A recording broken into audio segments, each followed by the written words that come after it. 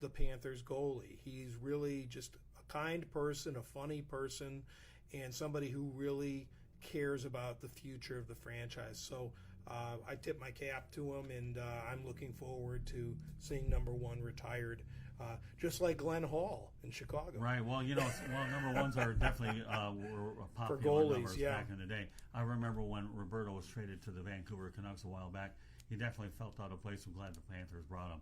Speaking of the Florida Panthers, we'll continue with the fact that they hired a Stanley Cup winning coach in Joel Quenneville.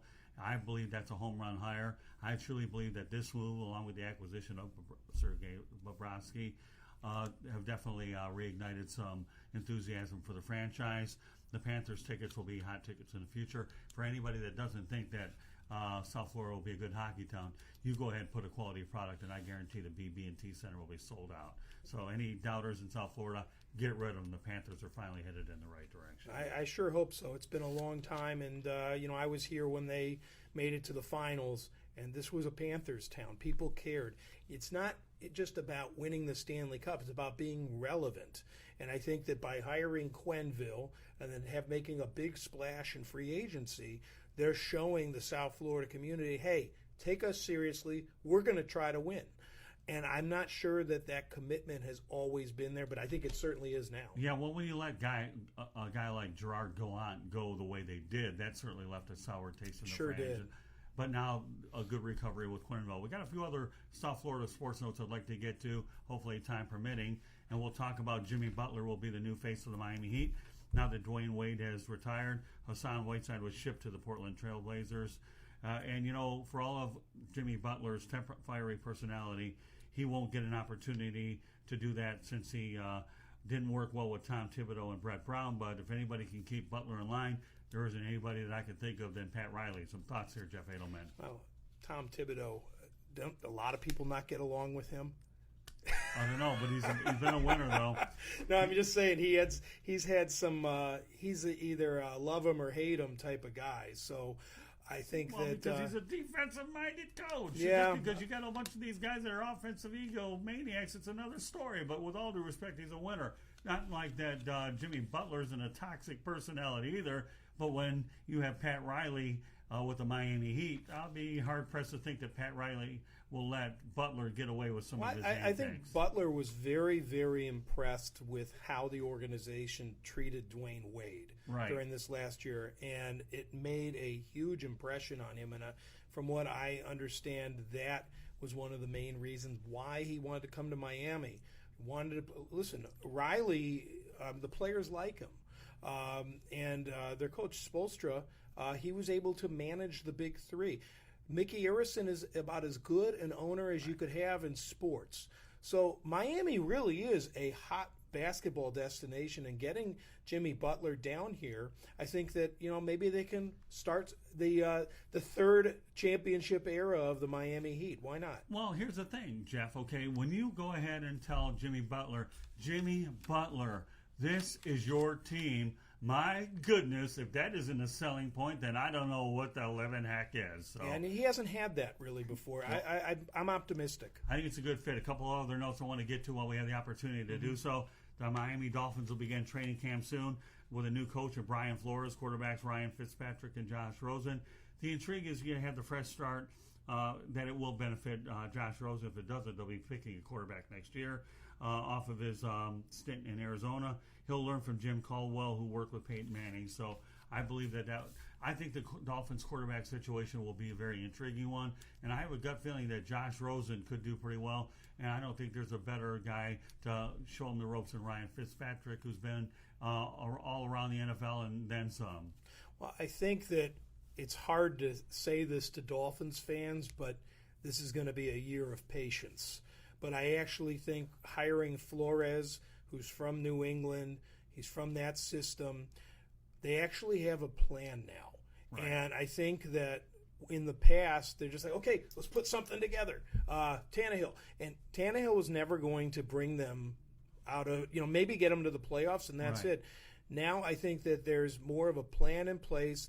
I don't know if Josh Rosen is the answer, but I do know that a year before, I was very excited. I thought they were going to get him, and then Arizona took him a pick before, and I was really upset. So you can't judge a player by one season. I think Peyton Manning was 3-13 his first year.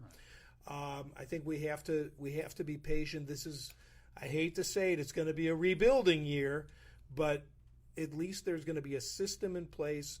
I think that Flores, coming from the Patriots system, I'm hoping that he can duplicate some of that success there. Once upon a time, though, Jeff, Troy Aikman was one time 1-15 with Jimmy Johnson. That's right. There's no way we can have a South Florida Tribune podcast without talking about the Miami Marlins, so let's go ahead and do it, okay? The Miami Marlins, for the second straight year, have actually made a big splash in the international free agent. Miami landed 2 top 25 players as the official signing period began on Tuesday. MLB's pipeline, 10th overall, you have shortstop Jose Salas of Venezuela. He headlines the 11-player signing class. You have a 16-year-old is actually worth $2.8 million, according to MLB.com.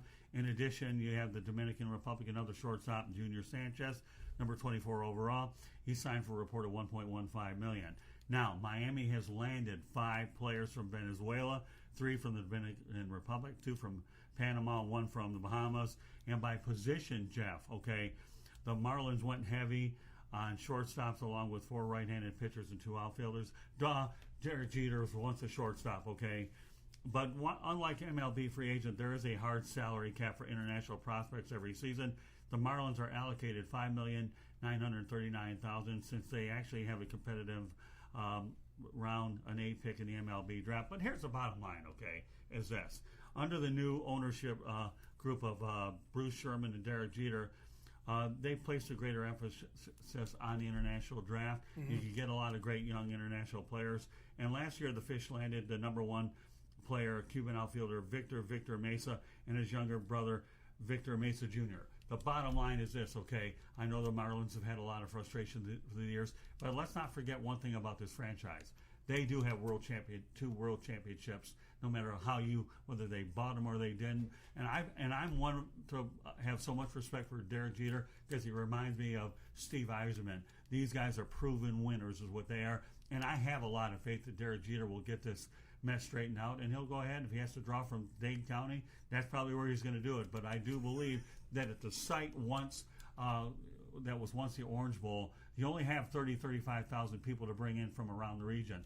If you put together a consistent product, I have a feeling that there's at least a pulse over at Marlins Park, and I believe that Derek Jeter is the right guy to do it. Has there been painful fire sales letting go Giancarlo Stanton, Christian Yelich and company? Yes, but I do have confidence that the Jeter regime will get straight, but it will be ugly for a while. But the international market is something that teams are going to build, and if you look around the signings around the league, the Yankees signed a big player, the Tigers, and many other ones. You're going to find a lot of diamonds in the rough, Jeff, in the international signing market, and I think this is the way the Marlins have identified themselves as the way to go.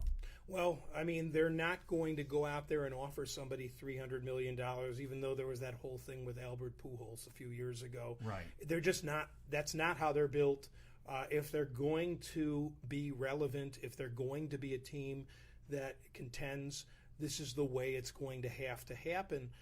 If Derek Jeter is right and he can get people to actually care, maybe there is some hope. But, I mean, there's a lot of bad feeling around the franchise that needs to be fixed. And not all of it is Derek Jeter's fault by any stretch. I mean, he inherited a very negative perception from the prior owner, and I think he's trying to fix it, but there's a big mess to clean up, and I think that this is an option. I think that it's he's a smart guy, always has been. He knows talent, and this is what's available, and he's trying to do it. Look, Oakland A's figured out a way to compete many years ago. Maybe this is the new way to do it. Well, Derek Jeter was not a free agent signing by the New York Yankees. He was developed. And another guy that's his manager, Don Mattingly, was a guy that went ahead and came through the Yankee system. So where am I going with this, guys? Okay, you can develop from within. And I know these rebuilds nowadays are ugly, but I'll tell you, they keep you on course for a long time. So, yeah, baseball is going to get ugly. You're going to have lower attendance figures. But if you have smart people in place, I don't care what sport you're in, you're going to end up doing well. And I think that those are some of the growing pains. But, one of the things that we've talked about this podcast is we're going to talk about every South Florida team.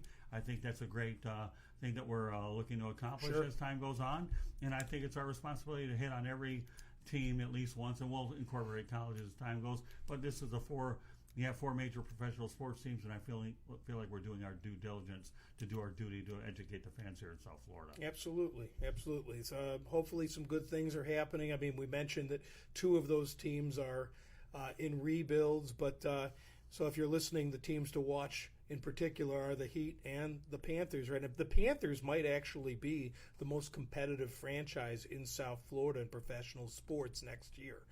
Just the way it happens. And I mean, the Heat are in the right direction, but we know that the Marlins and the Dolphins, again, that patience, which is hard to do, but hopefully they have plans. Well, the Heat have done a magnificent job being able to solidify their fan base in downtown Miami, but the Panthers are a team which is accessible to South Florida because of the location in Sunrise, and you can get to them. So, and there's talk that the Marlins should have moved there, but unfortunately that never took place. But they got a sweetheart deal thanks to their previous owner to get rid of an iconic stadium and put together a beautiful stadium there. But who knows? These are and fleecing the Dade County taxpayers. But well, that's I was trying to be nice about it. But I'm not going to be nice about it. Well, then don't. Okay, that's all right. It's obvious. I think some people got impeached for it. Yeah, I'd be hard pressed to see him and he didn't get reelected or impeached. But, it's definitely certain. The dynamics will certainly be different. And as a lot of you folks go out there and find out what we have to broadcast on when we're on the air, we certainly want to make sure we educate you the best that we possibly can. So.